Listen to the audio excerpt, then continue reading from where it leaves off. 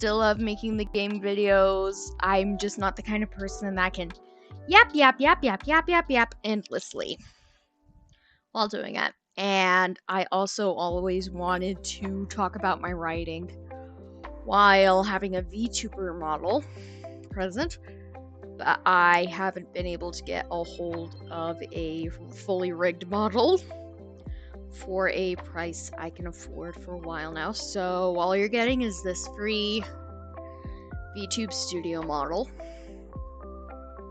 that I'm using, which is a cat, and clearly just will not sync to my face. Like, it'll blink, but clearly that's about it.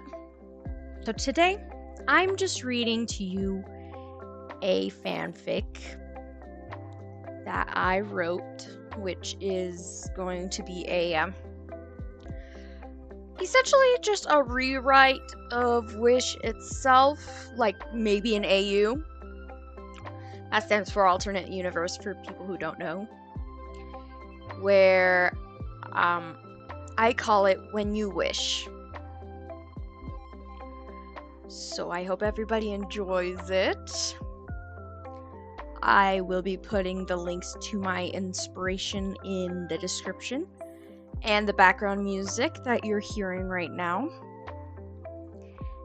is actually a free for use album from some of my favorite content creators here on YouTube, Dan and Phil Beats. This one, the album I'm using, is called Beats to Game and Procrastinate To. I love it. I'll put a link to the album and the channel for my favorite content creators in the description as well. Now, in the meantime, don't forget to like and subscribe. And we shall get straight into it. Please, I hope you enjoy When You Wish.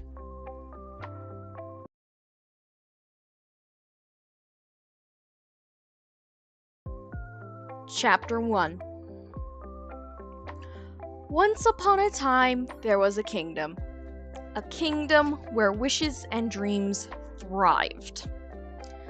The Kingdom of Rosas, ruled by the fairly handsome King Magnifico and his beloved wife, Queen Amaya. Most everyone in the kingdom was happy. However, most don't know about the kingdom's prince. His full name is Prince Magnifico Merlin Amaya. To everyone else, he goes by the name of Merlin, as the only thing he inherited from his father was his ability to cast magic and some of his looks. He had his mother's brown hair, though it turns blonde in the right lighting, and his father's striking blue eyes. However, the one thing that kept him from being in the spotlight was his heart. He was born with the ability to cast magic like his father, yes, but the heart he has was found to be too weak to last very long for most of the spells his father casts. With each spell comes with the risk of his heart stopping under the pressure. As a result, he chose to stay out of the spotlight his father adores.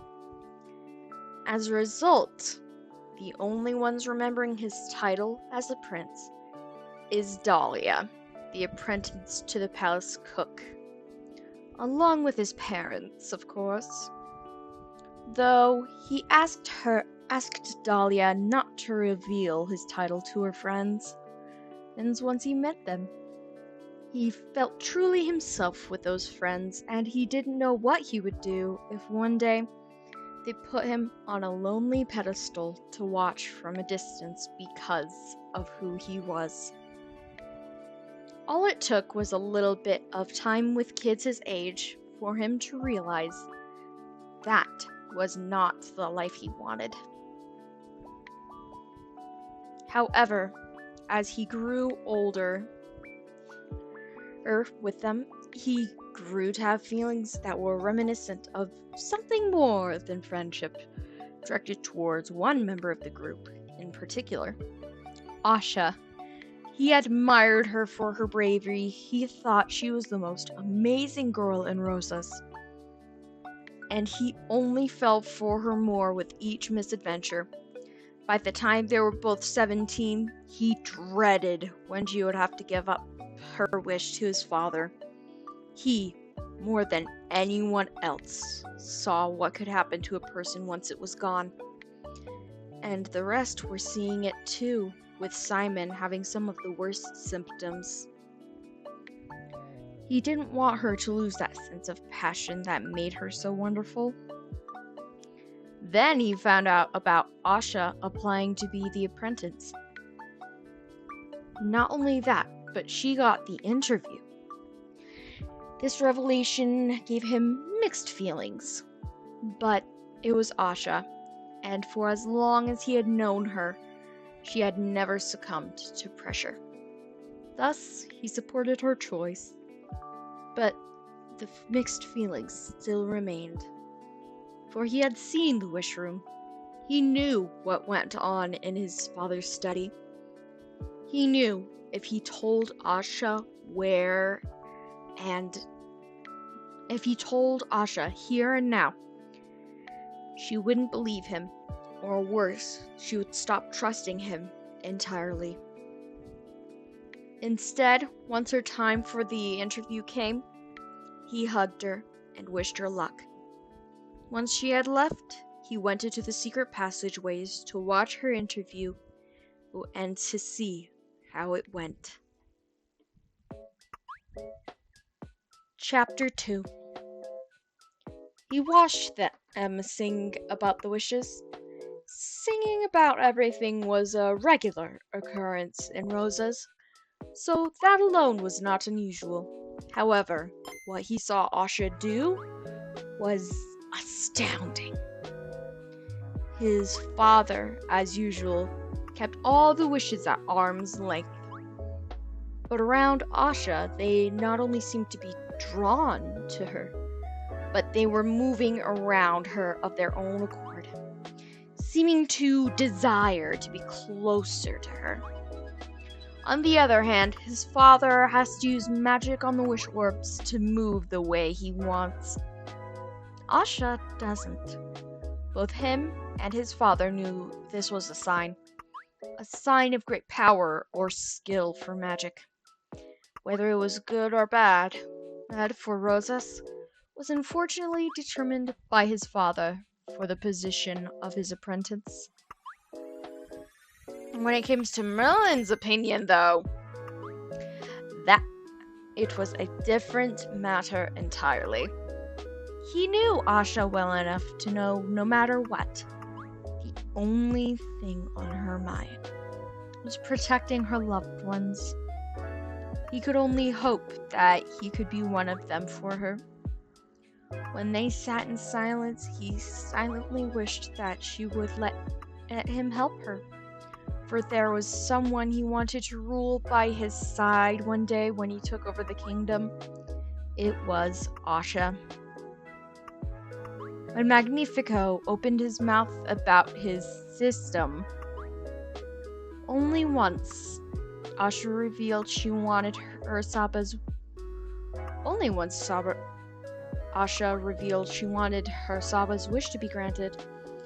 He braced himself ready to run in if she needed him to stop her from doing something reckless, or worse, if his father lashed out at her. But instead, what he saw broke his heart. He saw this look of disappointment and sadness on her face that he only ever saw once before, on the day she found out her father died. She looked to be on the verge of tears, and that alone was enough for Merlin to ready himself to go in. Just as he had taken the first step out of the secret passage, his mother, Queen Amaya, entered the room as a fight was about to break out, and shared the news that the wish ceremony was ready to begin. The king insisted on having Asha sit next to the queen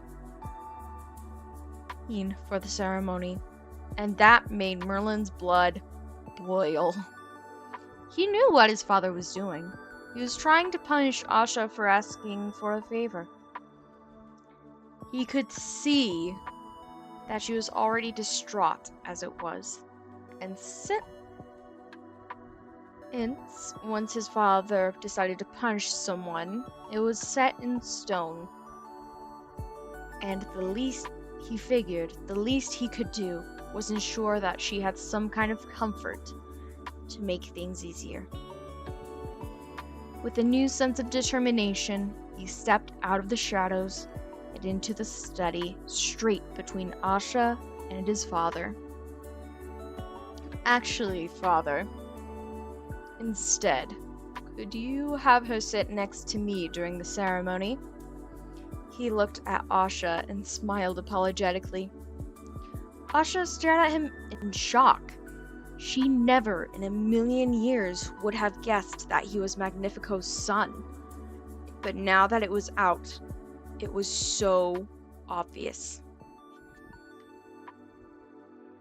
Especially with the voice now that she was hearing them side by side. Her mind went blank, as within just one interview, she had gotten 2 bombshells of information tossed at her. Why would you want that, Junior? Magnifico asked him, wondering why his son was suddenly asking a favor. And with how his son is stepping in, he wondered if this was one of the friends his son was yammering on about. He could not wrap his head around why he cared for them that much. But who was he to judge his son's taste in friends, even if they were ingrates? It's getting a little, what's the word? Boring. Being backstage by myself. It would be nice to have someone with me for once. Merlin took in a deep breath, hoping that would work. After a moment of consideration, Magnifico finally agreed and let the two walk off to the ceremony together. Once they were alone, all the information she just received from the previous exchange finally hit her. Asha grabbed him by the collar, pulling him down a few inches so his head was at her level. Merlin's eyes went wide, putting his hands against the wall behind Asha to keep from bumping into her. And he blushed once he realized the position they were in, quickly pulling away as she spoke. Merlin, what happened back there? Also, why were you in the king's study? Merlin took a deep breath, then gently grabbing her hand from his shirt collar and holding it close to his heart as a sweet gesture, slowly raising his eyes to hers, bowing his head to show respect. Asha, I am Magnifico's son. My first name isn't Merlin. Merlin's my second. My first name is Magnifico, just like his. I was hiding back there because I wanted to keep an eye on you while you interviewed with my father, because I don't trust him. And what happened in the office was simply my father planning something to hurt you for talking back to him. It's complicated, but I suppose the gist is I saw the whole interview. Whatever my father's planning, I don't want you to be alone. Not with him. Now, come on, we need to keep moving before my father finishes talking with Mother. He moved down the stairs, continuing to the staging area, still holding Asha's hand. Asha sighed, moving with him, asking questions along the way. Who else knows about you, Magnifico? Merlin cringed when he heard his father's name. Asha, please, just call me Merlin. As for who else knows, it's only Dahlia. It's not like who I am is a big secret. People just tend to forget about me since I never make public appearances with my father. But you're his son. Why don't you make any appearances with him? Also, do you know his magic? Why don't you use it at all? Asha had so many questions for him, as her mind was spinning, wanting answers to all of them. That made him sigh and slow his pace as he looked at her. I know his magic, but I don't appear with him in public for the same reason I don't use the magic I know. My heart isn't strong enough to handle the strain of its use. Heart is weak, Asha, and my father decided that it would be better if instead of worrying about my royal duties, I were to spend my years among the people. The doctor I had after my first sorcery lesson said I wouldn't last long using magic, so I haven't been using magic for anything at all. They made it to the backstage area behind, and he pulled Asha close just for the heck of it. Child, but my title doesn't change anything else about me, you know. I am still the Merlin you grew up with, and if you hate me for not telling you from the start, then please, say it now. He then let go of her and turned to his face where Magnifico stood, waiting for the crowd to settle in, having a feeling deep in his gut he isn't going to like her answer. Merlin, I don't hate you. I don't think I ever could. I just wish you had told me. Her answer surprised him, as his gut feeling was proven to be wrong, and it gave him hope, which frightened him just a little, because if there was anything he learned under the castle roof, it's that hope can be a very dangerous thing.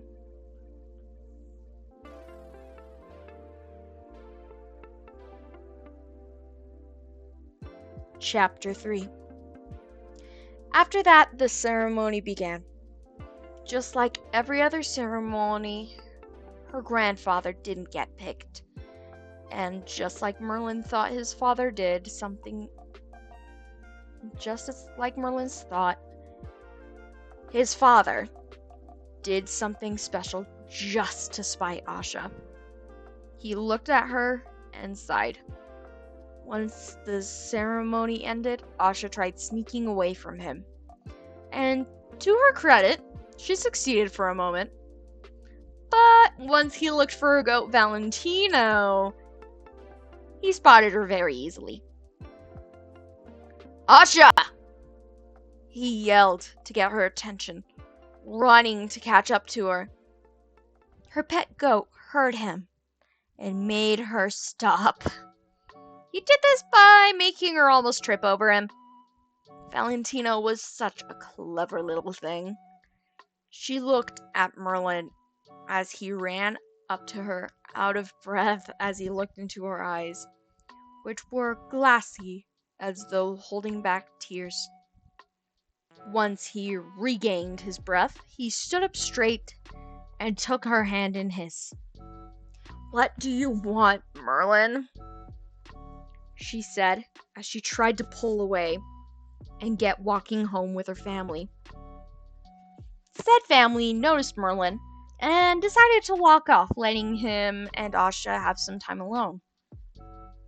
"Let me walk you home, Asha," he said to her while walking with her, not letting go of her hand. "Please, Asha, at least allow me to do that. I wouldn't want to miss your...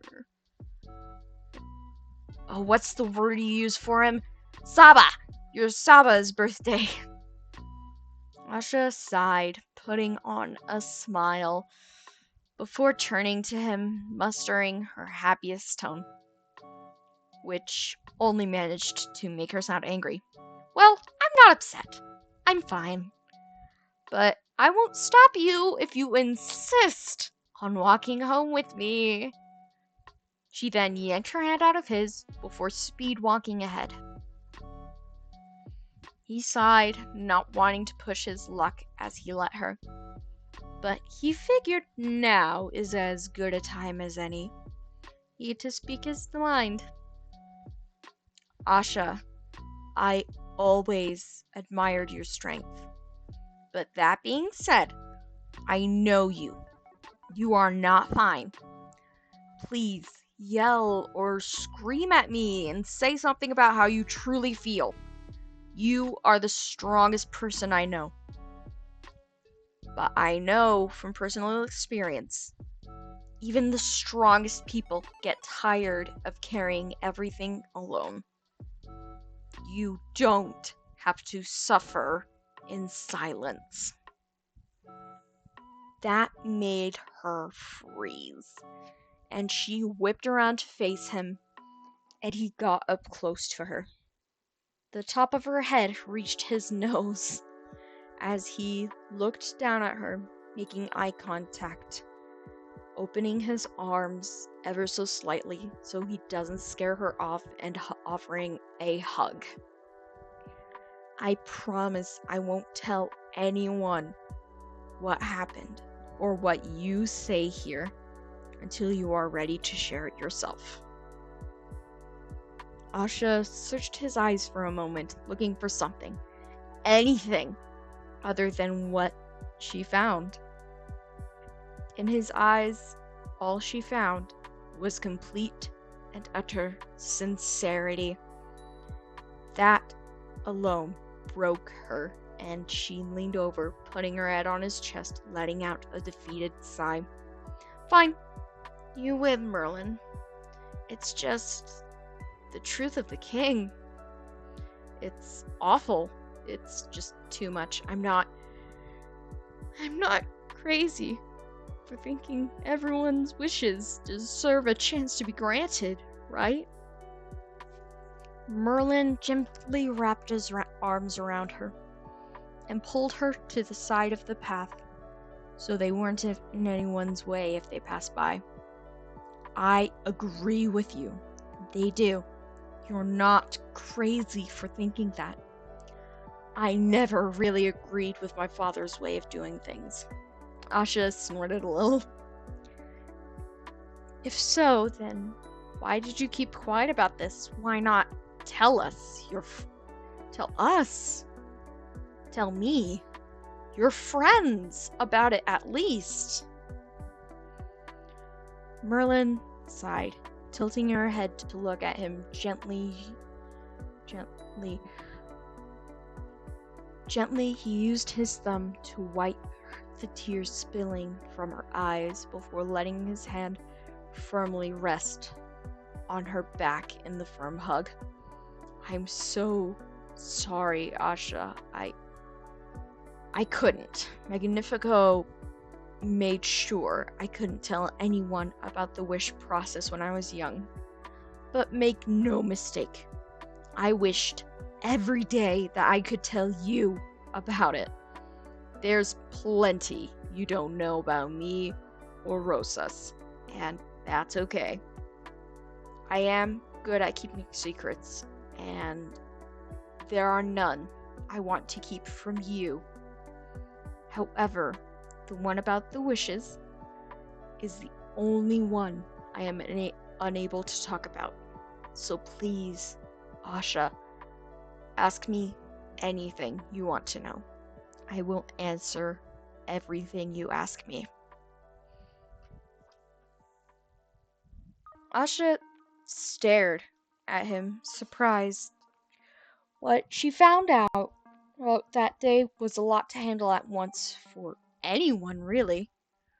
But more than that, the two of them were alone on this path through the forest, and so very close together. She needed to get back on the path and get home. She knew that. But there was one question she wanted to ask him before they got to her home.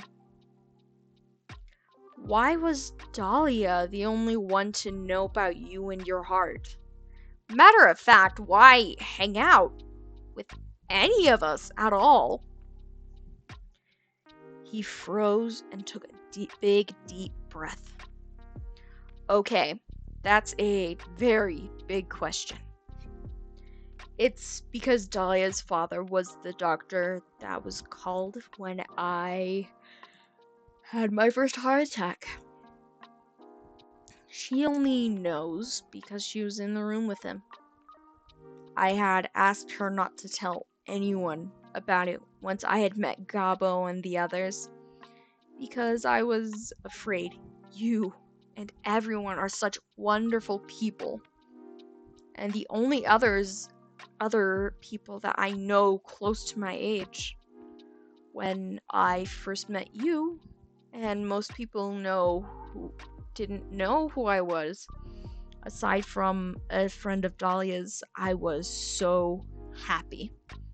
For the first time, I wasn't a Magnifico Junior. I was with all of you. I was so much more than just the heir. I didn't want them, and you especially, to treat me differently, or to expect great feats of magic like my father.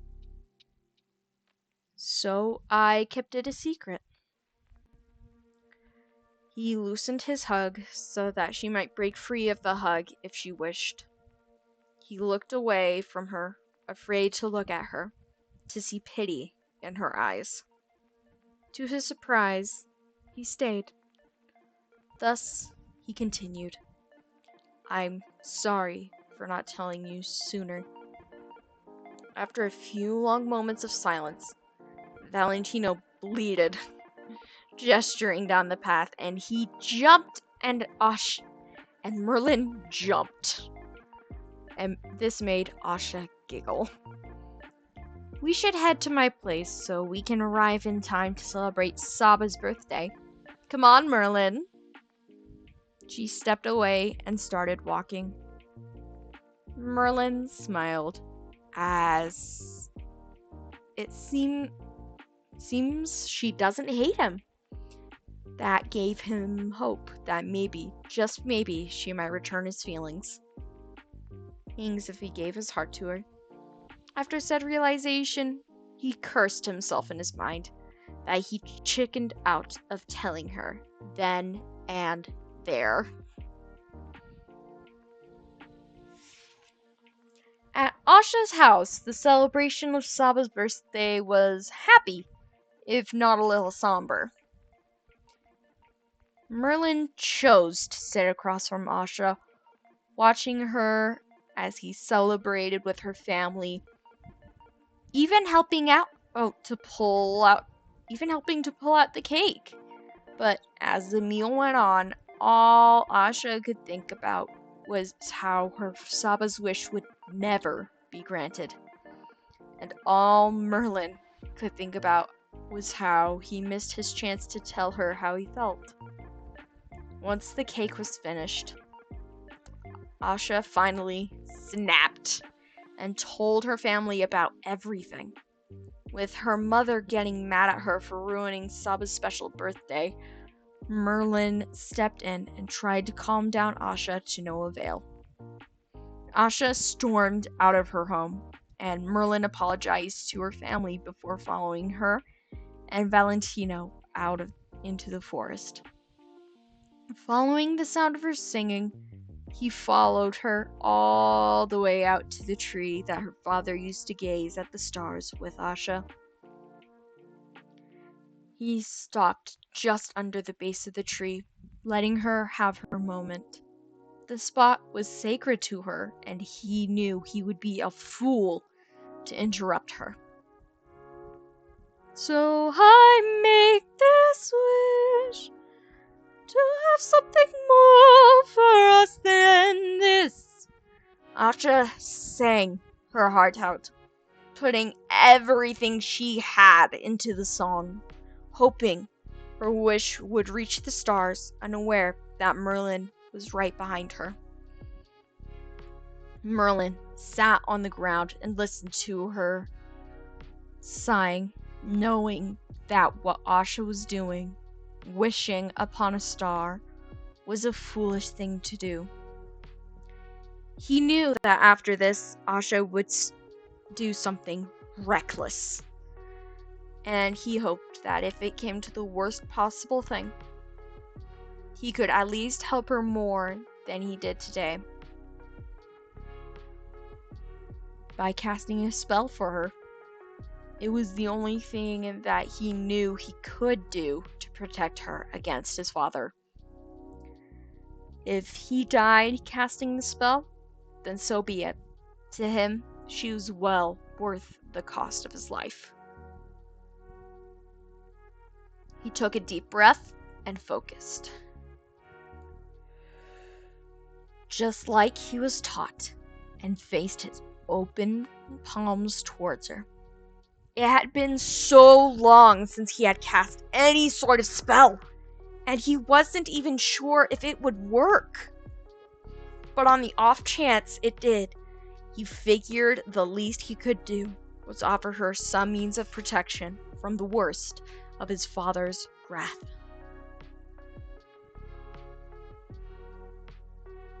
He felt his heart bang in his chest, straining as though it were being squeezed as a soft lavender hue escaped his hands and gently wrapped around her like a flower before closing in on her, providing a soft protective glow before fading as he cast a spell of protection on her.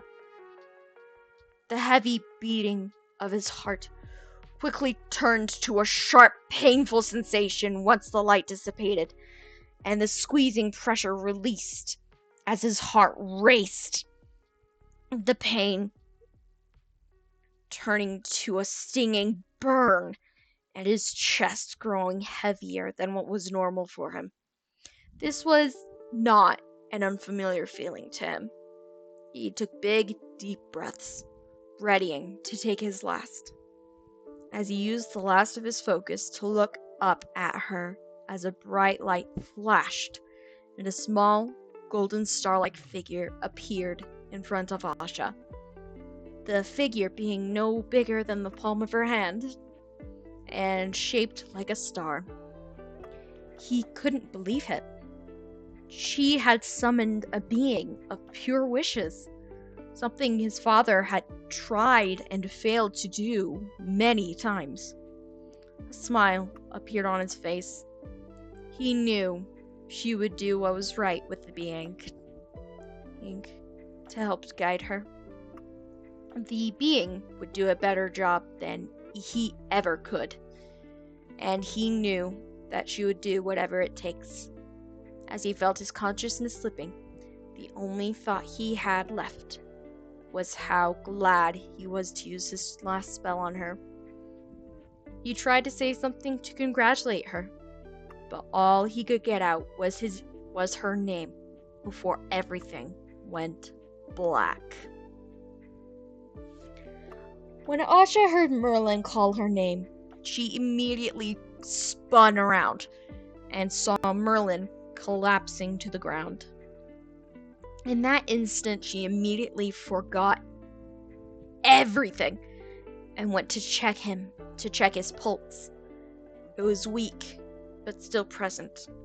Asha knew that meant that there was still a chance to save him, as she called for Star's help. Star followed and, seeing Merlin laying there, dying, set the poor little guy into a panic.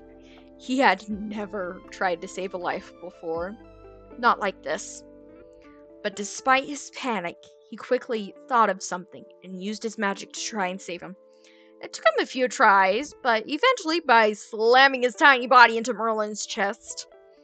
As while casting a spell on Merlin, the magic worked and brought Merlin back from his trip to the graveyard. Merlin was still unconscious, but he was breathing and his heart wasn't struggling to beat anymore. Star made Merlin float to help Asha bring him to a safe place in her home. After laying him down, everything seemed to calm down. Asha moved to get ready for bed, but the unconscious Merlin seemed to decide otherwise, as he grabbed her by the wrist and pulled her into bed with him. When she had brought Merlin into her house, she had laid him into her bed because she was just that fond of him and just that nice. Asha, he whispered in his sleep. My Asha.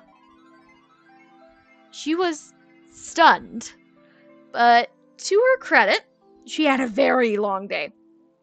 She had no strength left to fight him once she was laying down. So she embraced him and just laid there in bed with him, her back facing him. He seemed to relax and snuggled close. Asha slept well that night. While the two were sleeping, Star decided to get up to a little bit of mischief. He looked more into Merlin's heart to see what his innermost wish was, so that he might give Merlin the tools he needed to achieve it. Chapter 6. When Merlin opened his eyes, he felt his face turn hot and a shade of bright red as he realized he was sharing a bed with Asha. He quickly let go of her and ever so carefully got out of bed. He tried not to wake her up, as he saw she was still sleeping. Only other thing to surprise him was the fact that he was alive.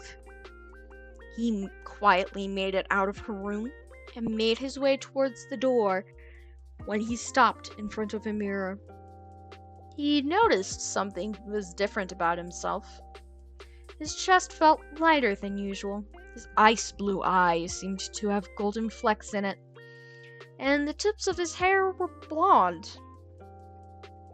He moved his head and hair around a bit to see if it was some kind of trick of the light. But it wasn't. The tips of his hair truly were blonde. He looked outside, and it was an hour before sunrise. He still had time to make it back to the castle. Quietly, he snuck out of the house. Once outside, he was only stopped by two voices calling his name. One extremely deep, and the other high-pitched. He looked around and only saw Valentino and Star.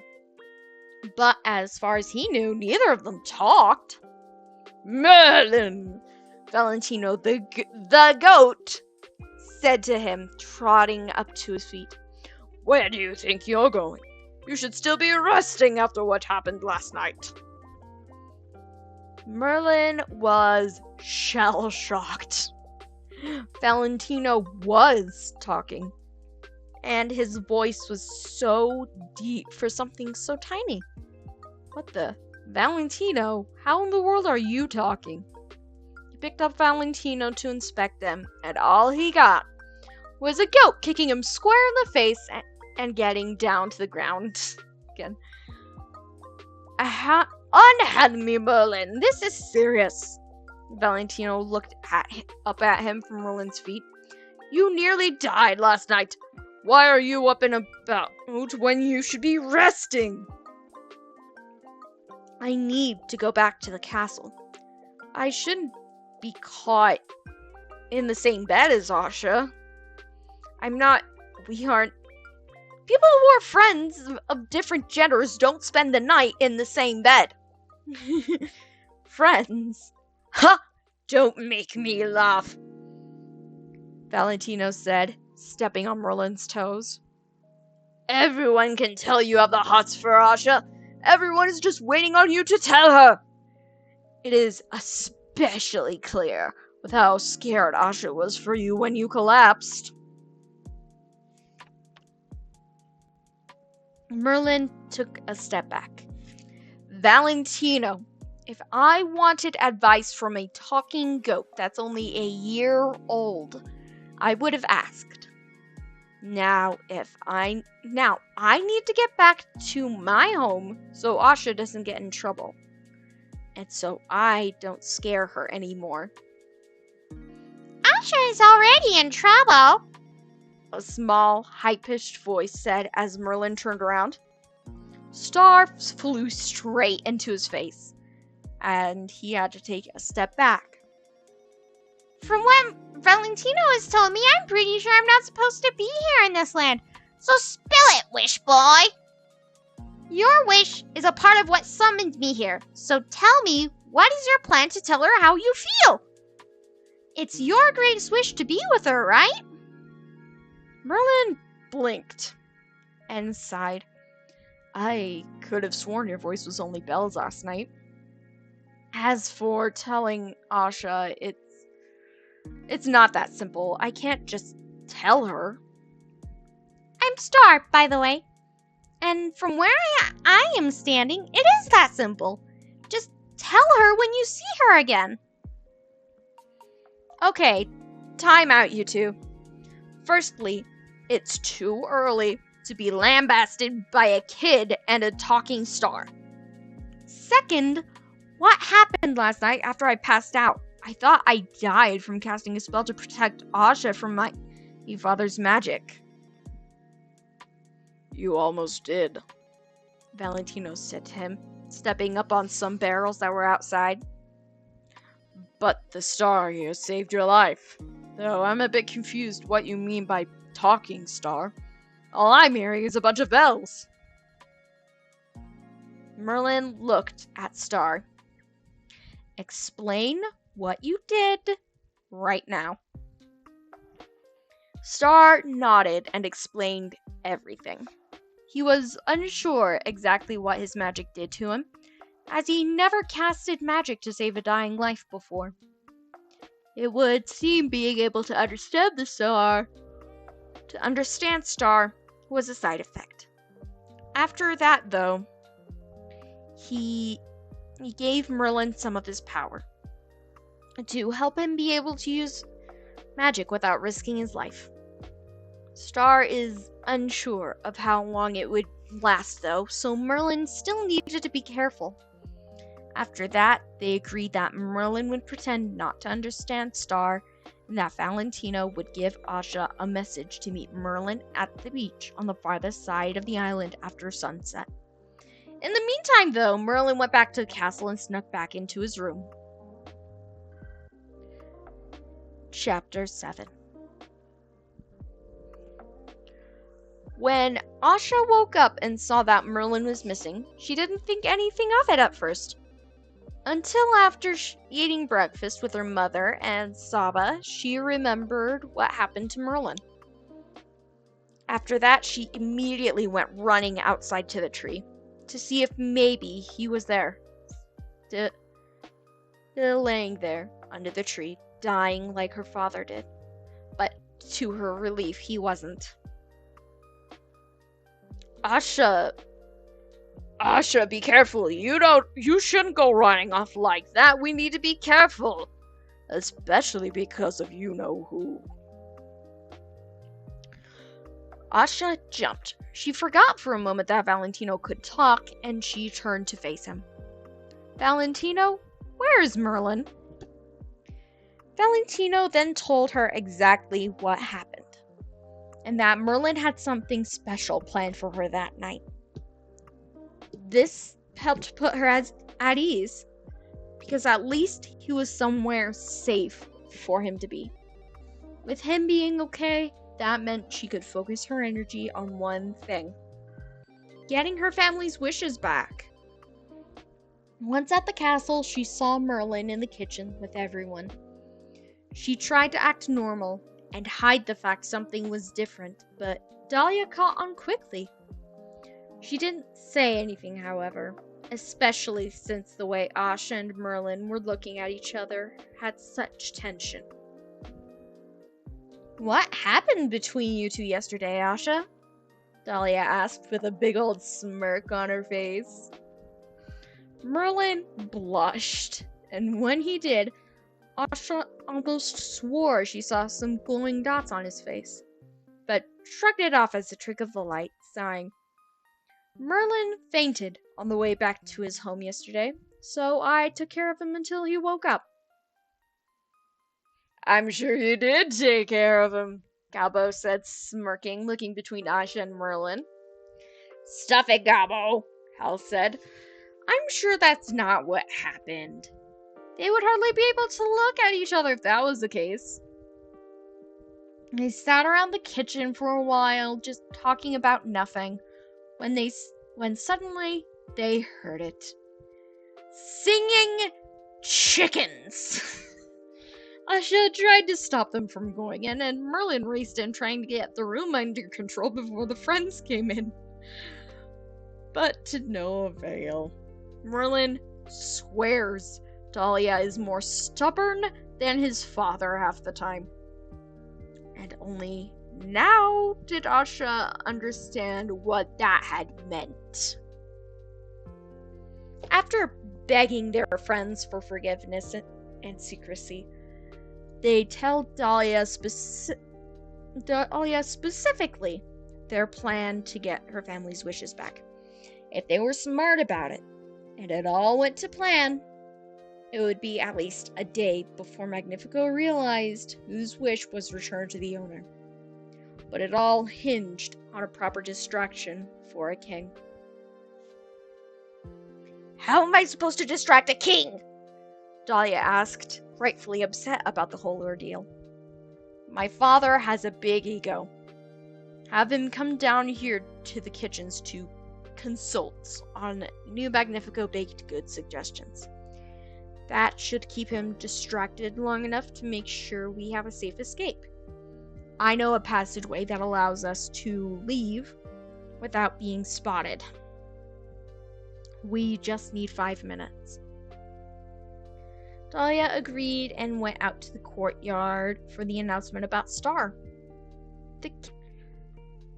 Merlin then led Asha to the secret passageway leading to his father's study.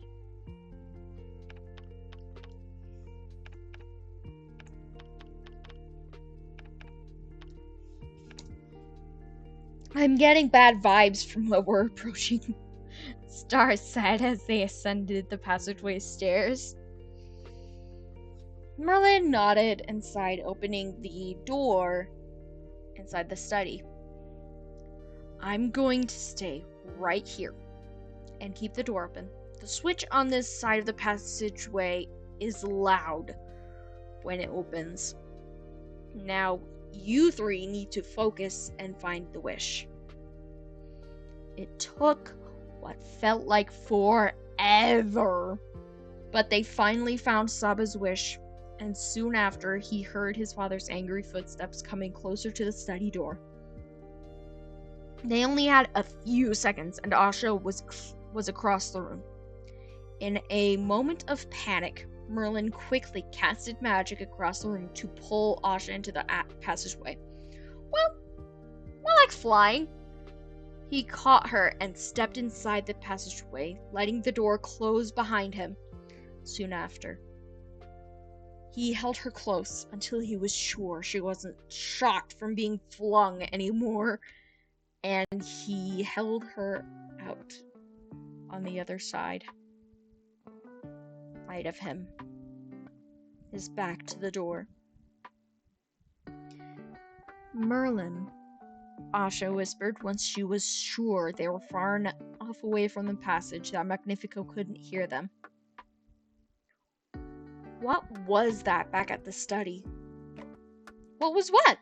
Merlin asked, playing dumb. You need to be more specific. You pulled me across the room and straight into your arms. I thought you couldn't cast magic without risking your life.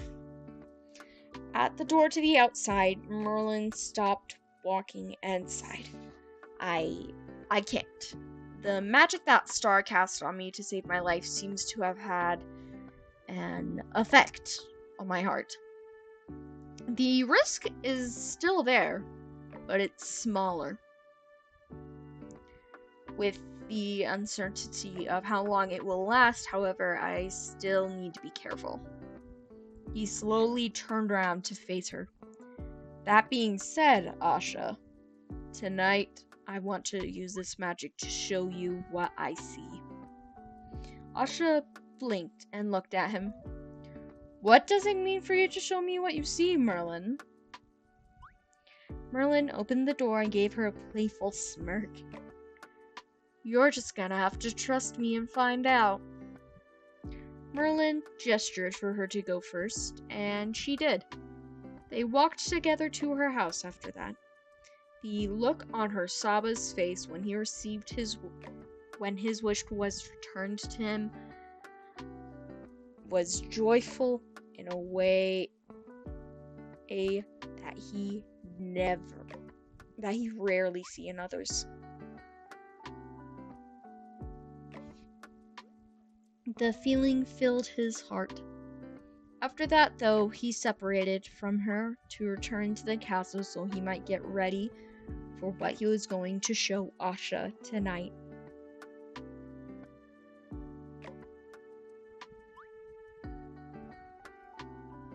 Alright, we are going to have a quick intermission here. As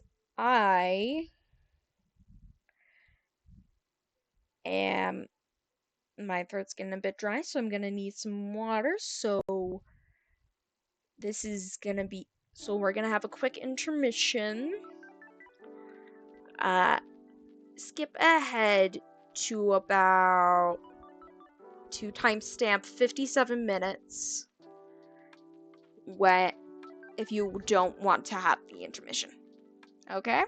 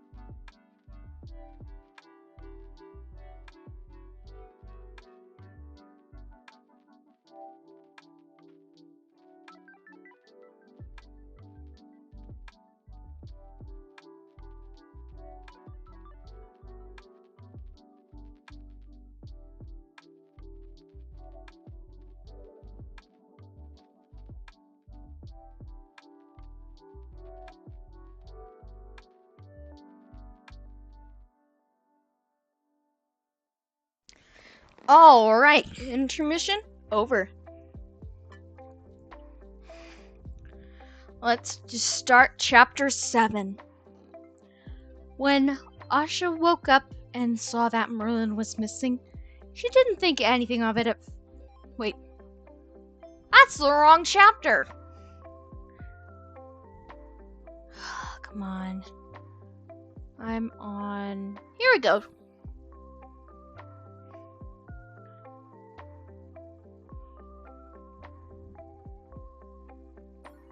There we go.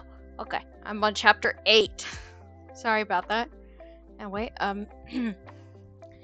chapter 8. He stood at the beach. Merlin stood at the beach he told Asha to meet him at, dressed up to fit his station. Nay, he was dressed to impress her. His shirt was a soft white color with designs that trailed along the seams, and his arms to accentuate what little muscles he had. The shirt itself had a collar to lace up at the top. However, he had it laced loose so it would be open a little bit, showing a small portion of his chest. On top, he wore a dark indigo cape with a gold chain that went across his chest, the clips being in the shape of stars, which felt fitting since it was dark. He checked his reflection in the water as best he could to make sure he looked his best, along with checking the pockets of his black pants with gold trim along the sides of his legs for a gift he planned to give her tonight. The gift in question was a brooch, one with the royal family crest on it, the Rose of Rosas. When he first received it from his mother, she had told him to give it to another when he found someone to love. After making sure his gift was secure, he double-checked his boots. He was so nervous despite the fact he looked good.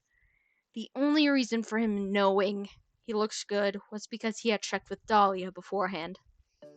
The boots he was wearing were of a brown leather, with a bit of a heel, and had a fold on top at the knees. The folded portion, however, had patterns of stars and the Milky Way sewn into it. He was ready.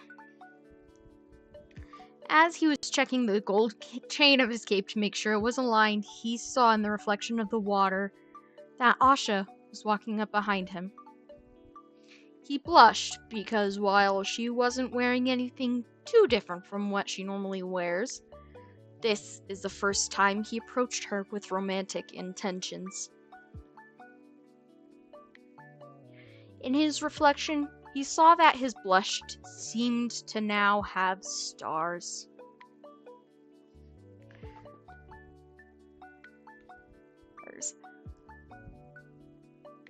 He sighs, knowing that meant tonight he would not be able to hide anything from her, and he wouldn't rather have it any other way. He straightened and turned to face Asha, smiling and looking straight into her eyes. Asha was stunned as she looked at Merlin, even though he didn't wear a crown at this moment. He truly looked like he was the Prince of Rosas. But with the way he smiled at her, she only saw Merlin, the boy she grew up with. She felt her face heat up, as for the first time, she thought that this meeting tonight might mean something more than friendship entered her mind. She noticed glowing stars on his cheeks and nose when it hit her. This was more than friendship. She wasn't seeing things earlier that day when he was blushing. He did have stars on his face then, and they are glowing now. His blue eyes also seemed to have a soft glow as they reflected the moonlight of the night. Merlin approached her, smiling. "Hey, Asha," he said to her with a gentle tone as he took her hand in his. "You look great tonight." Asha smiled, looking back up at him, fully devoting to eye contact in this moment. "Thank you," she said to him, smiling, tilting her head a bit curious what he had planned. "You look different, in a very good way, I might add." Merlin chuckled and reached in his pocket. "I have something special to give to you tonight. I would be honored if you were to accept it." Asha smiled, looking back up at him, fully. Oh, wait. No. Asha looked at what he was pulling out of his pocket and gasped, seeing the brooch he brought to her. He continued, "I want to give you this. I know with how everything is right now, it's risky to give you this. But I wanted to give you this for a long time now, and, well, I think this has waited long enough for you to wear it." Asha looked back at him, surprised he would give her something so valuable. Wearing the crest would mark her as not just someone who was close to him, but as a partner. She knew this. But it was Merlin who was offering it to her. And in this second, the thought of refusing the brooch was not coming to her mind as she gently touched the hand holding the brooch before she responded, "I would be honored to accept." He smiled and nodded. "Do you mind if I put it on you?" Asha nodded, moving her hair that was on her shoulders back so he could pin the brooch to her. As he did with extremely slow and careful hands. And he shook, making Asha realize that just asking her had taken every ounce of courage he had. Ever so softly, he whispered, leaning over her shoulder so he could properly see it, directing his whispers into her ear. "You and I both know life in this place revolves around wishes. And you, Asha, are my heart's greatest wish.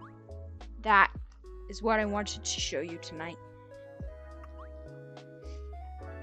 Asha's heart began to race as she tried hard not to move as he stood up straight again and finished with pinning the brooch to her dress's collar, looking her in the eye as he began to sing to her, gently running the tips of his fingers across her neck so he could cup her cheek in his hand. "If happiness was a person, it would be you." He gently ran his thumb along her cheek as the rest of his fingers went through her braided hair, gently moving her hands to let go of her hair and take her hands in his, intertwining their fingers for the sake of intimacy. "If I had known the joy it would bring, I'd think it untrue." He made eye contact with her, readying magic, and stepped back from her, leading her to the water, the magic working to keep her level with him as they stepped onto the water together. "People search for a wonder like you all of their lives." He gently pulled her close as he spun into the sky with her in his arms. Asha looked down when she realized what was happening. The height made her nervous and grabbed his shirt tightly.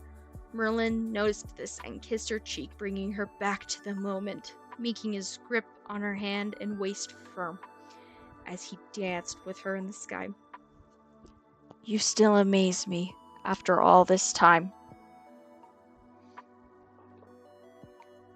She turned her head, looking back at him, making eye contact again, letting go of his shirt as she placed her hand on his shoulder while smiling back at him, feeling safe with Merlin, barely acknowledging the fact he kissed her cheek, listening to him and following his lead, her hands gripping his just as firm as he held hers, his singing getting a little louder than a whisper of vulnerability reflecting in his eyes.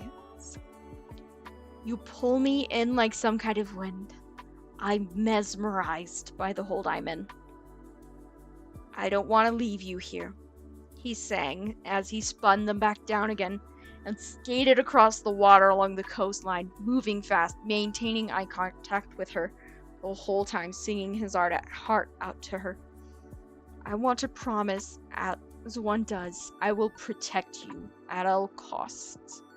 He held her, letting her skate across the waves of the He held her by the waist, letting her feet skate across the waves of the coast, being swept away by the moment, and not caring if anyone sees them flying dangerously close to the castle. And keep you safe here in my arms. He spun her around again, scooping her up in his arms, carrying her, slowing down. I will protect you at all costs. He swallowed, starting to get nervous with his singing. At all costs. He then gently let go of her legs, letting her go back to a comfortable dancing position. Asha then smiled and wrapped both her arms around his neck, her right hand gently resting at the base of his head as she sang with him. What's pain when I look at you? No way. She moves with him in more of a waltz kind of movement.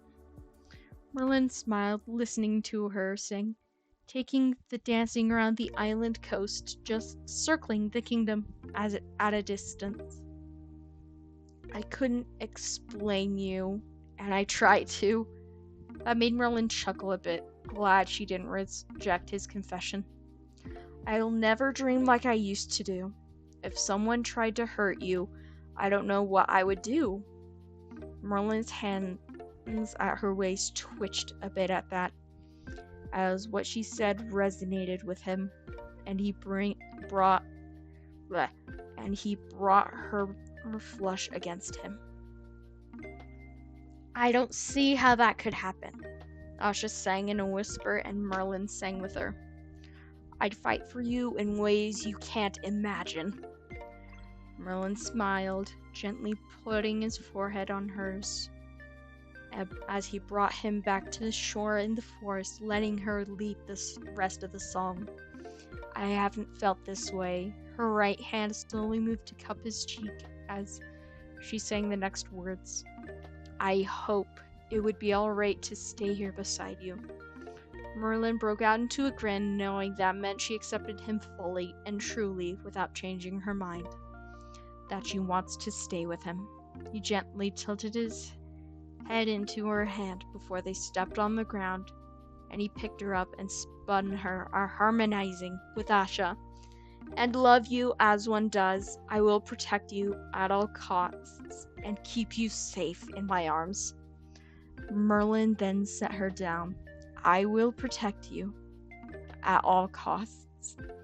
He then cast one more spell, as a magic sword of dust came out from his fingertips and spun around her, transforming her into what he saw her as every day.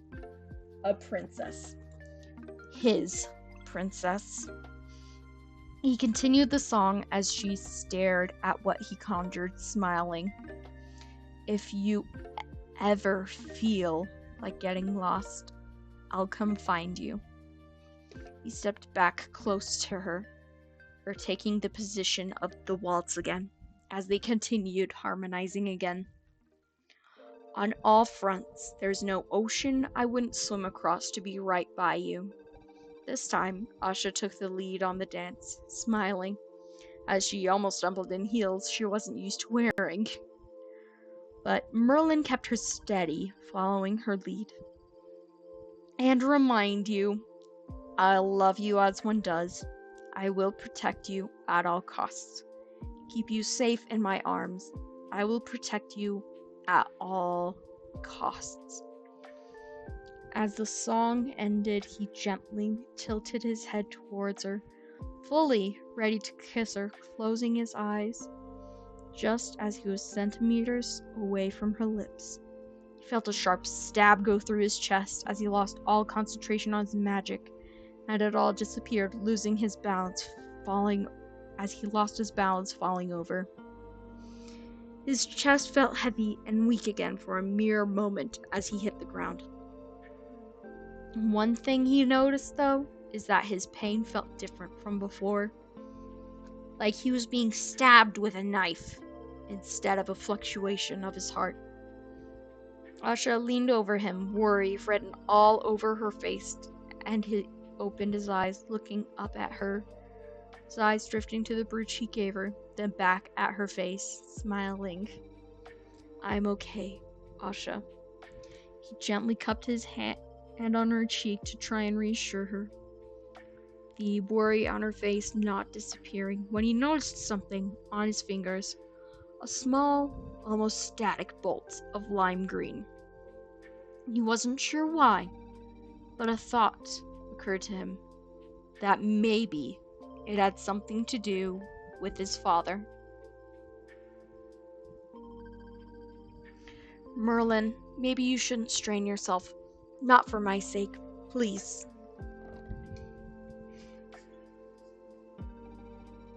Asha said to him as he sat up on the ground, taking his cape off his cape as he replied to her, Asha, you are worth it, but I don't want to worry you any more than you already are. He put the cape he was wearing before on her, then wrapped his arms around her, pulling her close. I promise you, I will not use magic unless absolutely necessary. Only for you, Asha. Does that sound okay? Asha sat on the ground with him, staring into his eyes for a moment, before sighing and relaxing into him, putting her head on his chest and gently placing her ear above his heart, listening to it beat in his chest. Yes, Merlin, there would be no point to all of this if you were gone. Merlin smiled and gently rubbed her back with his gaze towards the sky, tears welling up in his eyes, as he knew full well it wasn't likely he would survive whatever Asha had planned next, or more rather what his father wanted. Instead of saying that, though, he gently whispered into her ear with a gentle and sincere tone, I love you, Asha.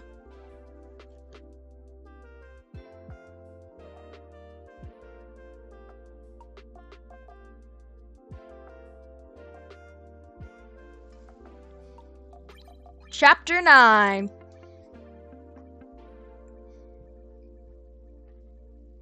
At sunrise the next morning, Asha woke up to a loud banging on her door, and with Star next to her bed freaking out, yanking on the cape that Merlin wrapped around her last night. That assured her that last night wasn't a dream. She sat up groaning and stumbled down her stairs where her mother and Saba were gathering in the main room. While she was down the stairs, the door was broken in by none other than the king, and seeing the king made her freeze in place right in front of the door, and Star hid it in her cape before the king had a chance to spot him. Well, Asha. Someone turned you in last night. The king sauntered into her home, uninvited, with an arrogant smile, stepping directly up to Asha, stopping only when he noticed she was wearing his son's star cape. Under the corner of it, though, he could have sworn he saw something sparkle. He used magic to unclip the cape, revealing his son's brooch. This wiped the smirk off his face as he realized that the girl his son was yammering about, the one his son was sure he was in love with, was Asha, a traitor to him, King Magnifico. He thought, "This will not stand!" But this also creates a unique opportunity for me and my son. He took a step back, deciding instead of bringing Asha in, he would show her not to mess with him, as a favor to his son. "Well, Asha, I have something special here for your family. Something to celebrate the fact you are now courting my son." Asha's mother and Saba looked at her confused, and her mother asked, "Asha, what does he mean by that? I thought you said you went out with Merlin last night." The king looked at Asha's mother and chuckled. "Is that the name he goes by? Are you around, you folks?" "Well, it is one of his names, but I still prefer to call him Magnifico Jr. Anyway, on to the main topic at hand. I had initially brought this." Magnifico paused and pulled out from behind him a small glowing orb with what seemed like a recording of Asha's mother on it. "My wish," Asha's mother had said, a whimsical expression on her face. "Yes," Magnifico said, holding it up to admire it. "I had brought it here to privately grant your mother's wish, Asha, when I heard about you and my son, but then I heard about exactly what you did. And well, now the situation has changed." With that, he crushed the wish, the energy from its shards turning to green smoke, trailing up his arm and giving him a rush of energy unlike anything he ever knew before, which made him let out a dark chuckle, his eyes glowing green as he approached Asha once more. "Now, tell me, where is—" Magnifico was interrupted by his son's cape throwing itself over his face. He's propelled by Star's sorcery to distract him as Asha moved to the door to escape. Magnifico took the cape off his face and turned to see Star trying to sneak out with Asha. "The star. There it is, Asha. Now, this is your only warning. Turn the star into me by sunset tonight. After that, you will be an enemy of my kingdom." Asha then grabbed Star and bolted out into the forest, the voice of the king trailing behind her, laughing. "I expect to see you at tonight's wish ceremony for the one who turned you in." Asha ran until she made it to a cave she spotted the previous night during her date with Merlin. Once she had a moment to breathe, she sat on the cave floor to think and let her mind catch up with everything. The king was in her house. Now he knew about her and Merlin. The moment her mind caught up with what happened, she shot up and looked at Star. "We need to see if Merlin is okay." Star looked at her, stunned. Ed nodded, but spun around her, trying to get her to think, because there was so much more to this.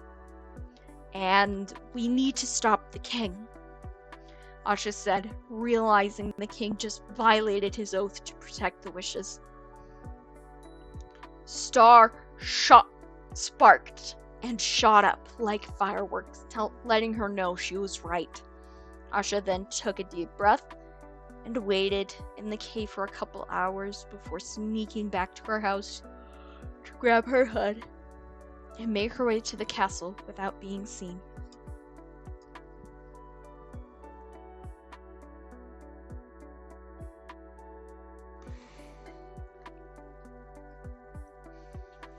Meanwhile, in the castle, the king went into his study once he had returned, and went into the secret cellar he kept there, smiling. "Son, I'm home." He looked at his son, chained to the wall, facing the cauldron at the center of the room. "Congratulations, by the way, on your relationship with Asha."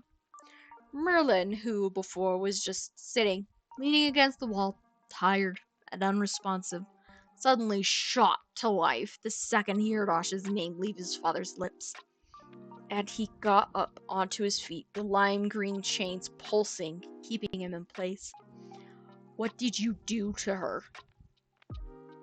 Magnifico laughed, looking at how angry his son was, tossing Merlin's cape to him. "Nothing yet. I just gave her a warning. You should be grateful. I was simply going to arrest her. But I gave her until the wish ceremony tonight to turn the star in." Merlin listened, looking at the cape at his feet, then at his father, glaring at him. "If you hurt her, I swear You'll do what, Junior?"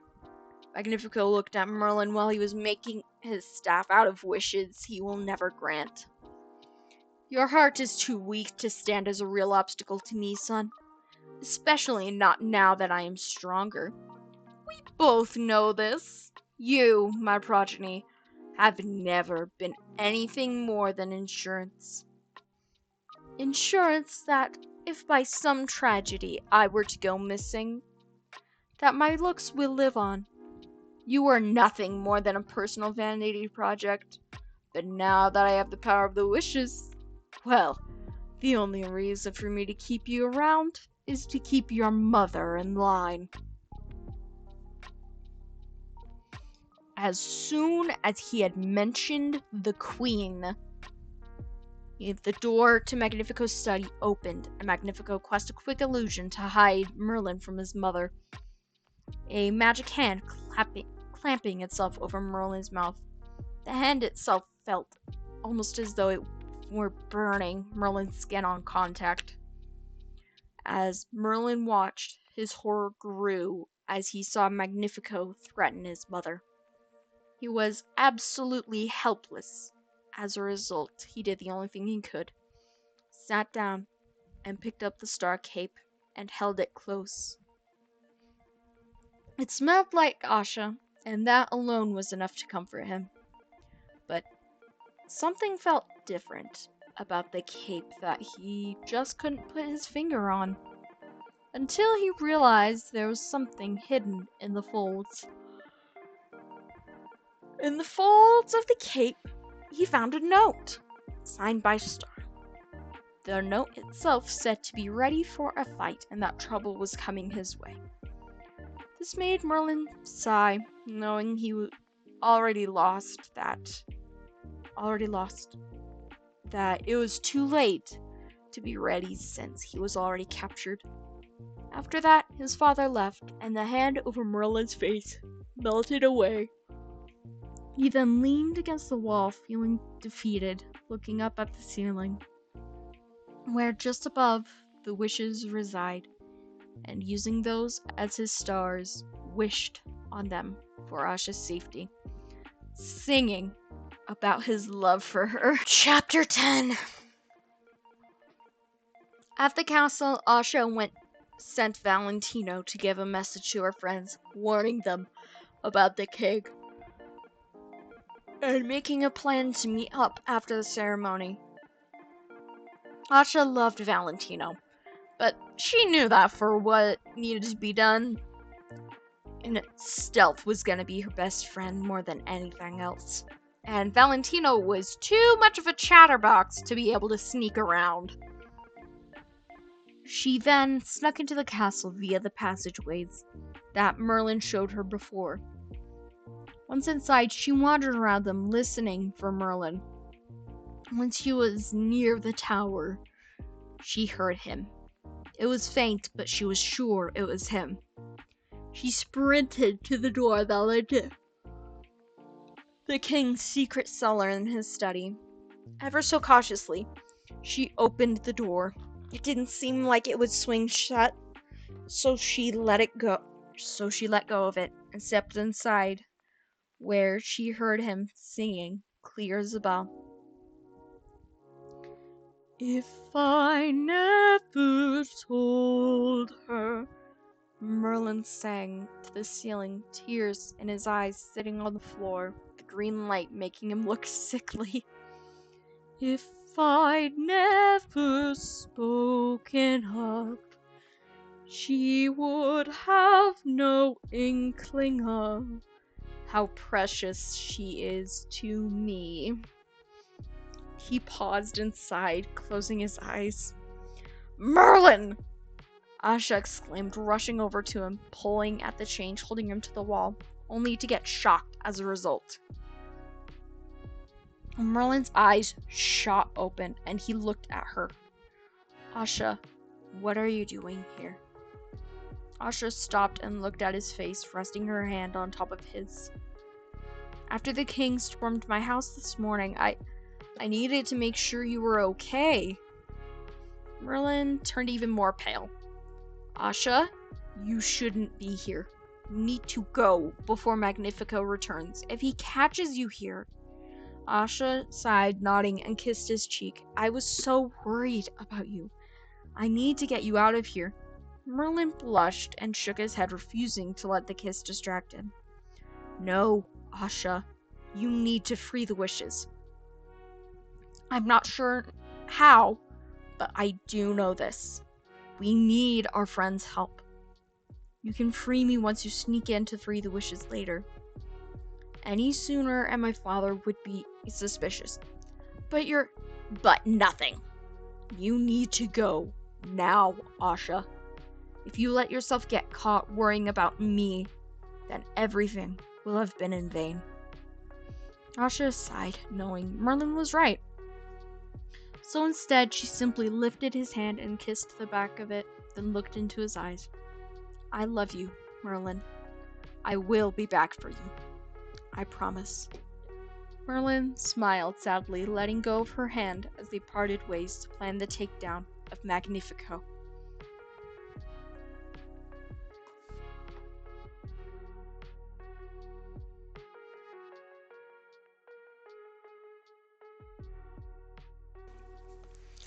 Chapter 11.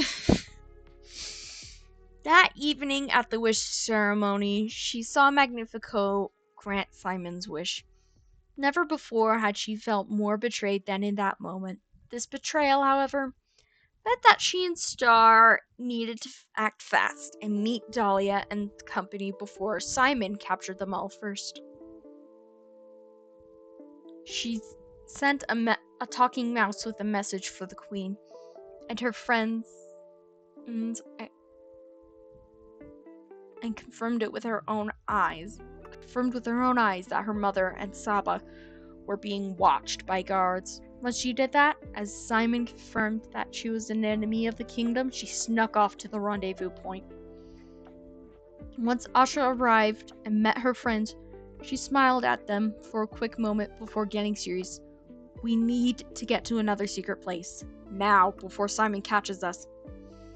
Bizima stepped up, making Gabo jump, since he was the only one to not see Bizima. As she said, I have a secret hiding place we could go to. They agreed to go and started quickly walking there as Hal spoke up about her objections. Shouldn't we wait for Merlin to make sure he gets there safe? Asha and Dahlia looked at each other, being the only two in the room who knew the truth. But Asha was the only one who actually confirmed it with a deep breath. Once in Bizima's hiding place, she said, why? We couldn't wait for Merlin because he was already captured. Merlin's been caught? How? The guy is so secretive, we don't even know where he lives, Gabo said, confused about how it could have happened.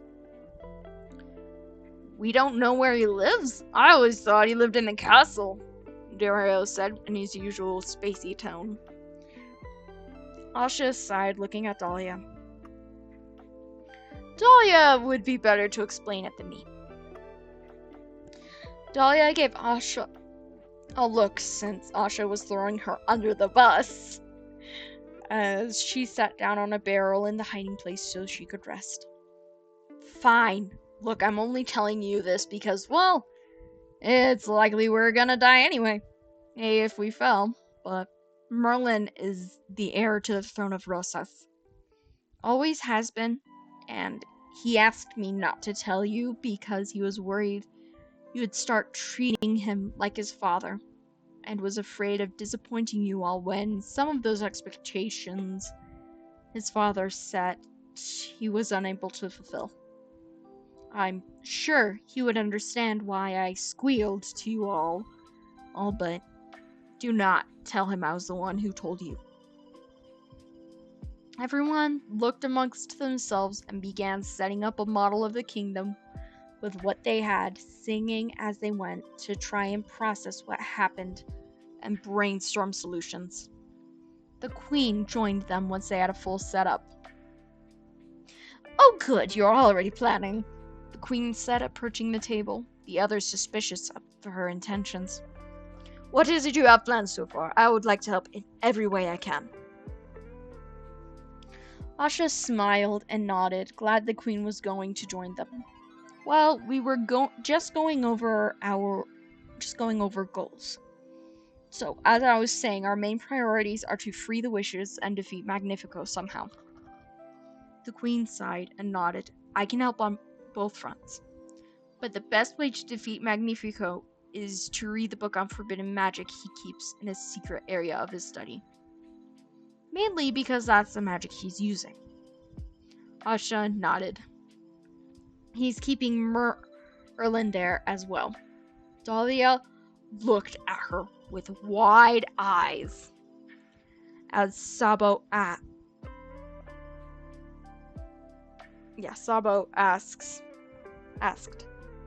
How do you know that, Asha?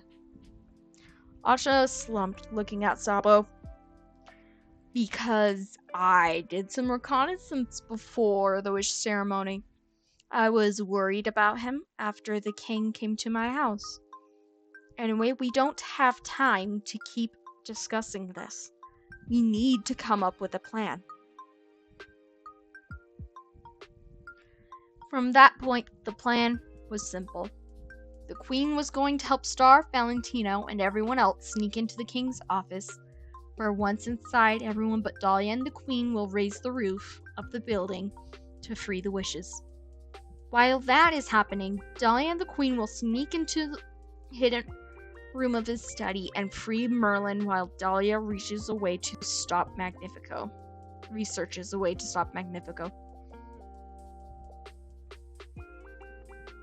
But in order for it to work, there would need to be a distraction.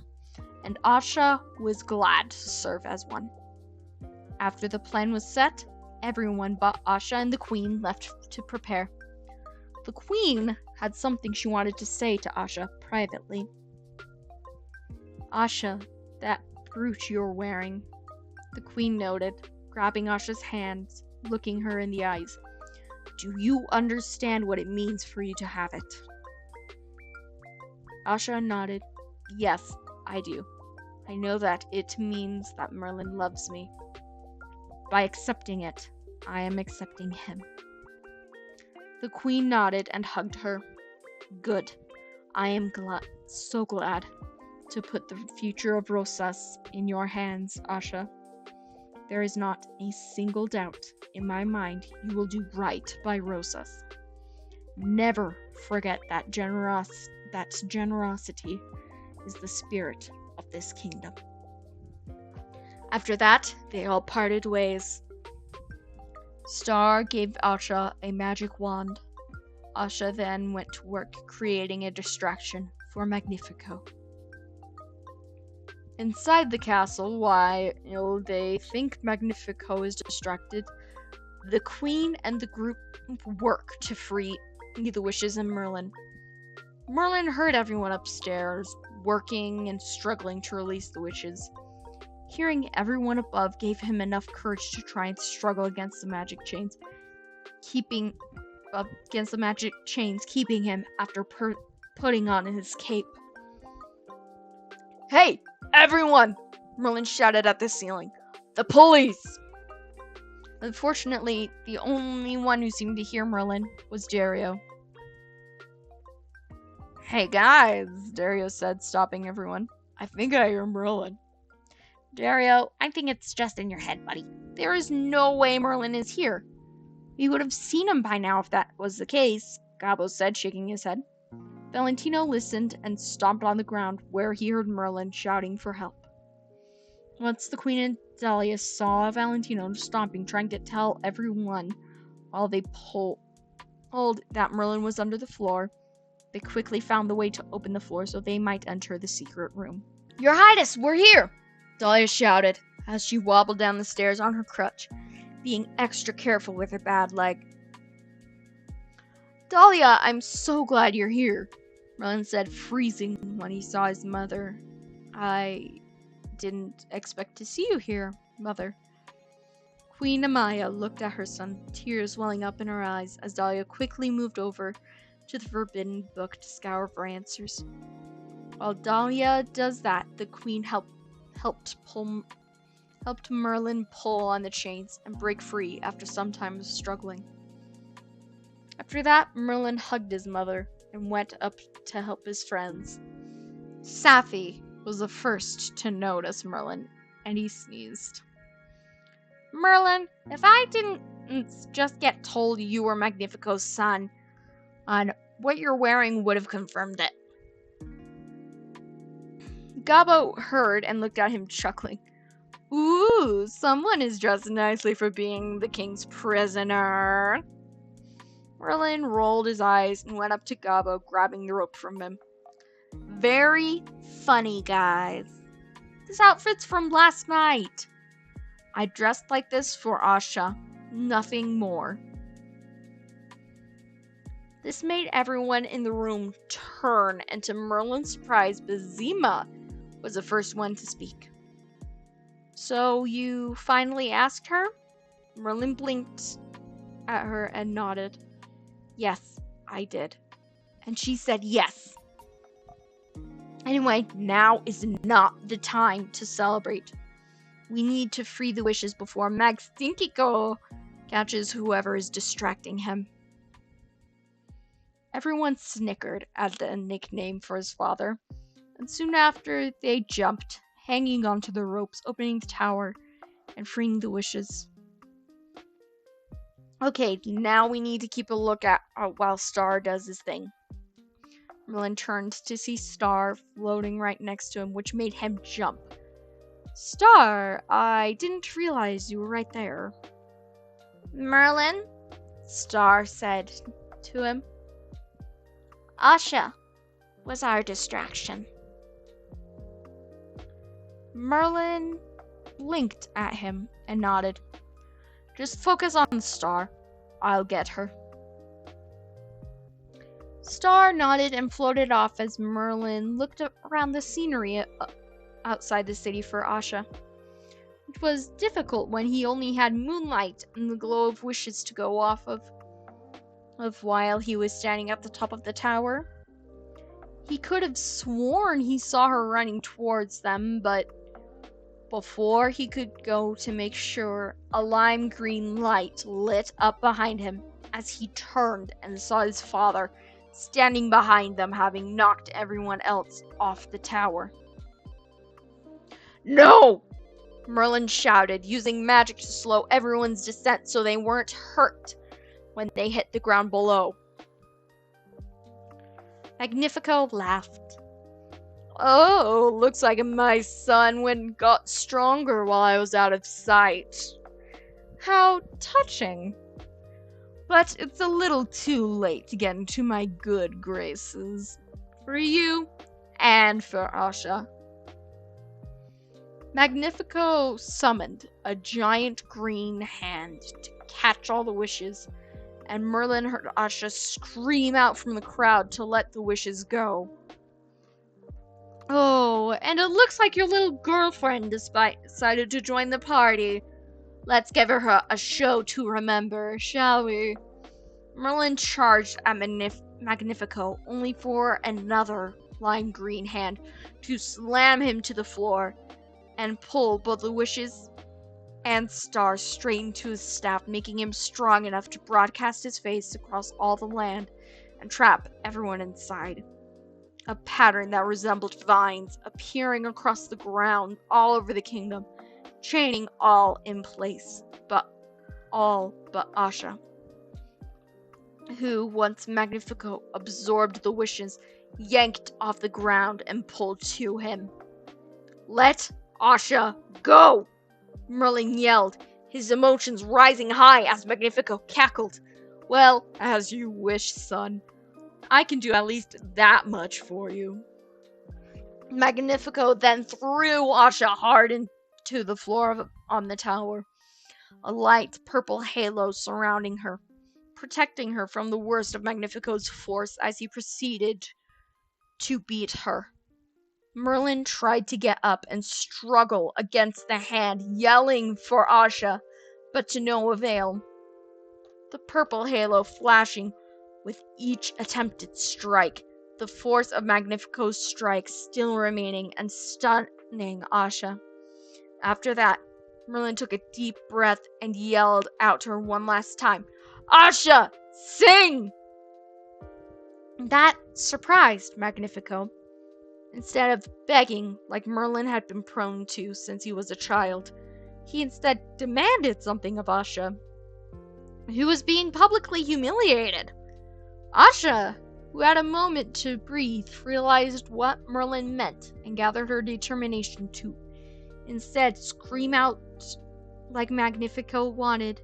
Once the first spell Merlin casted started failing, she would sing instead. "I look out at the stars just like me," Asha sang before Magnifico began to hurt again. Merlin then joined in as he began to gather his strength to cast one last spell as they sang together, knowing it would take all the strength he had left, feeling jolts in his chest from his father's magic reacting to it, the light from his own magic flickering. "And we beg you to see this as a sign."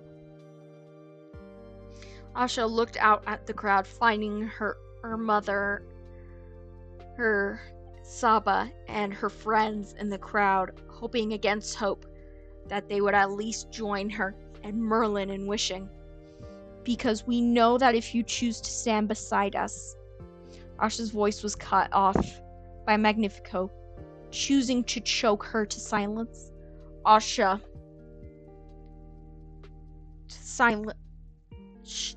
Choosing to choke Asha to silence her. Merlin's protective spell finally flickering and falling away as Dahlia joined in with Merlin. "Will be stronger than all his magic combined. So we make this wish." Magnifico shot magic at Dahlia to try and hurt her, but Amaya pulled Dahlia out of the way and joined in. "So we make this wish." One by one, the chorus repeats as the entire kingdom joined in, singing and wishing together, their voices and wishes rising against him. "To have something more for us than this."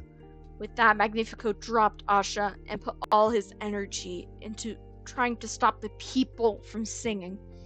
"We've had generations of expectations, wondering why and wondering when." Merlin broke free of the vines through strength alone when he heard Saba and Sakina's voices ringing out above all the others as he ran to Asha, as he woke her up, gently touching the fingerprints on her neck. "We're past dipping our toes in. We know it's do or die. It's sink or swim. We were all confusing your promises for protection." Once Asha's eyes fluttered open, Merlin charged at his father, using his magic to combat Magnifico and to keep Magnifico's focus on him as the wishes were resonating, with Star inside the staff making eye contact with him as he sang the next line. "We know what we've got to do, heart unchanging with our wish held high, the way you always taught us to. Asha began to conduct everyone before joining Merlin in the power struggle for the staff as the song rang out. So we look out at the stars just like us, and throw caution to every warning we know. Magnifico lashed out at the two of them, aiming at a killing strike on Asha, desperate to keep his magical power. Merlin, however, knows this and blocked the killing strike with his arm and a bit of magic. With that, Merlin had finally had enough, not caring if he lived through this or died, so long as Asha remained after this. He knew he would rest easy, as he summoned everything he had, even his own personal magic, feeling his heart practically scream out from the effort, his hair and body glowing as though he were on fire, with Asha by his side pulling on the staff together, singing with all their strength. What we do in this moment is defining, and we can take you on if we align. So we make this wish, to have something more for us than this. With one last pull, Merlin and Asha had done it! They had freed the staff from Magnifico's hand and smashed it against the floor, breaking it to smithereens. With Asha and the wishes free, and the sky now clear, showing the rising sun, they had done it. But it was not over yet, as once the staff had broken, a void appeared, suffocating Magnifico in it, and Merlin threw himself in front of Asha, pinning her to the floor of the tower to keep them both from getting sucked in with his father. After that, he looked at Asha and smiled at her, the glow now gone, back to his normal self before Star had strengthened him. We did it, Asha. Merlin felt his consciousness slip away as he collapsed right on top of her, the exertion of magic finally doing him in. Merlin! Asha screamed out, moving Merlin off of her, calling out to others for help. My Merlin. The queen, accompanied by her friend, raced to the top of the tower to find Asha, sobbing over Merlin's body and Star hovering over him.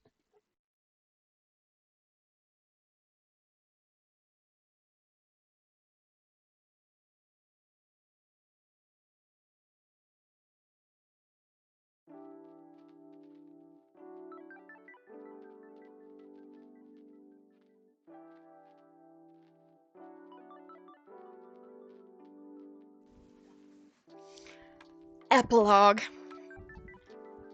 The afternoon during the cleanup for Magnifico's mess was grueling but bright, completely absent of any clouds in the sky, almost as if a sign that the worst of it is over. A sign of hope. Asha helped out with the cleanup, her energy a bit lackluster compared to her usual sparkly demeanor. Though it made sense considering what she went through the past few days. As the queen was cleaning up her ex-husband in study with Asha and her friends, she found the mirror that was a part of the staff. It was screaming. When she picked it up, she found that Magnifico was inside it, and she summoned everyone to look. Bazima couldn't help but giggle at the sight. What's so funny? This is serious. Amaya, honey, please let me out, Magnifico begged her. Amaya smiled. Well, I don't know. You did always like mirrors. That set Magnifico off. What? I serve as king and take care of everyone for years.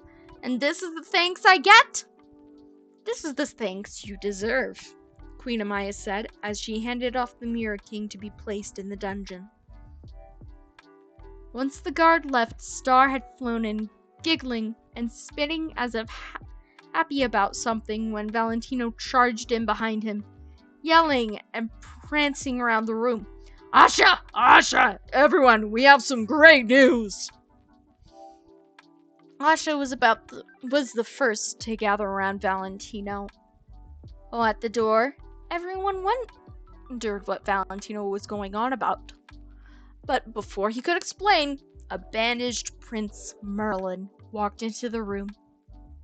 "I'm alive." "Well, that's debatable. But you're definitely awake," Gabo said, glad he was alive. Everyone celebrated, but the one Merlin approached first was Asha. He smiled at her, his arm in a sling from the blast he blocked for Asha. "Hey, Asha," he said to her, glad to still be there with them in the room, glancing at the bruises on her neck. "Are you okay?" Asha nodded and hugged him tight. "I was worried about you when you collapsed after the fight. I thought you had..." Merlin sighed, nodding. "I thought I had died too. Dying for you would have been worth it, but it's even better now that I'm not expired." Asha nodded, then let go, proceeding to scold him. "Now, shouldn't you be resting?" Merlin chuckled. "Please, it's past noon. I've never been able to sleep in that long." "Magnifico," Queen Amaya said, approaching Merlin with a soft smile on her face, as the name made both Merlin and Asha flinch as he turned to face his mother. "Hey, Mom. Could you, please just call me Merlin? I don't think we should use my first name for a while, but it's good to see you." Amaya nodded, smiling. "Okay, Merlin. I'm glad to see you are okay. And now that you're awake, we should all probably get some fresh air. A bit of sunlight might do us all some good." Everyone agreed and went outside. Once they were outside, the people greeted them all with cheers, hailing the heroes who saved them all. Merlin, stunned by it all, practically stumbled out the door, and Asha, who was right next to him, caught him and helped him with walking to a place he could sit in the city square while all the people celebrated.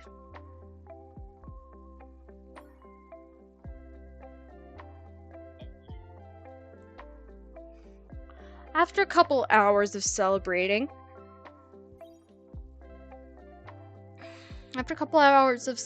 things died down as Star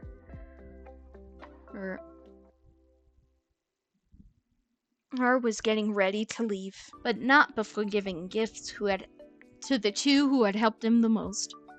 For Asha, he had given the wand of wish granting.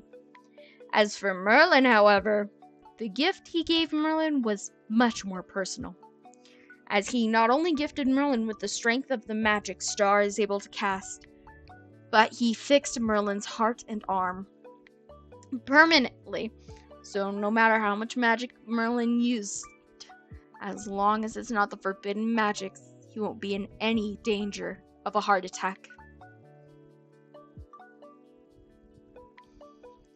"Thank you, Star," Merlin said, smiling. "I'm sure you will use my gift wisely, Merlin," Star responded to him. "By the way, before you go, there's something I want you to see," Merlin said to Star with a playful smile on his face. "Hey, Asha, could you come closer for a sec? There's something I want to show you." "Oh, too." Asha looked confused and stepped closer to Merlin, who got up and tore the bandages off of his arm, and using his new gift, spun her around, flying in the air a bit before kissing her deeply on the lips, with whistles coming from the crowd. Gabo and Dario, in particular. "How much I love you, Asha." He then set her down and went for a flight with Star before returning to help out the kingdom with building their happily ever after. The end. Now, I hope everybody enjoyed that story. I sure as heck enjoyed reading it. And and if you really did enjoy that, I plan to read more. I'm even working on presentations to record for the next one. Well, for the next few videos, actually. And I hope to see you all in my next video.